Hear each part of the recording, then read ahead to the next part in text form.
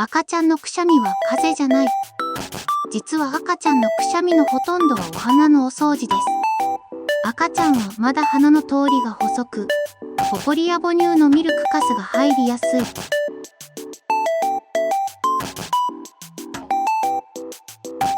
ホコリや母乳のミルクカスが入りやすい。くしゃみで自然に異物を飛ばしているだけのことが多いんです。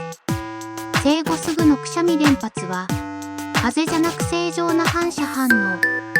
鼻水や発熱がなければ心配なし。